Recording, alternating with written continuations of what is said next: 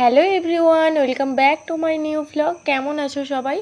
চলো আজ তোমাদের আমি আমাদের গ্রামের মা কালী ও শীতলা মায়ের পুজোর কিছু ভিডিও শেয়ার করি। শীতলা পুজো দুদিন আগেই হয়ে গেছে আর আজ হলো কালী পুজো। মা কালীকে পুজো দেওয়ার জন্য আমি, মা, বাবা, বড় বৌদি সবাই মিলে চলে এলাম রাত 9টার সময়। মা কালীর পুজো যেহেতু সারা রাত ধরে হয় তাই রাতেই পুজো দেওয়া হয়। আর এখানে প্রায় 700-800 পুজোর ডালি তো পড়েই প্রত্যেক বছর। ছোটবেলায় দেখতাম আমাদের গ্রামের মেলায় অনেক দোকান বসতো, কিন্তু এখন সেই দোকানের সংখ্যা অনেক কমে গেছে। আর হ্যাঁ, এই বছর একটা নতুনত্ব ব্যবস্থা করা হয়েছে, যেটা হচ্ছে এই ডিজে লাইট আর বক্স।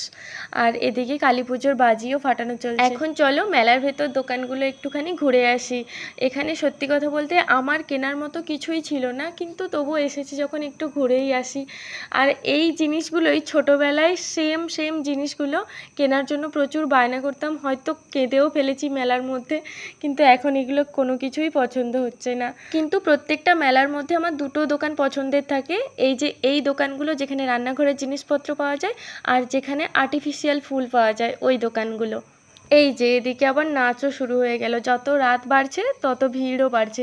আমরাও প্রায় আধ ঘন্টা দাঁড়িয়ে দেখেছি। আমার তো দারুণ লাগে। তো যাই হোক, এবার সবার বাড়ির কথা মনে পড়ছে, তাই মা একটু ঝটপট করে চটপটি খেয়ে নিল।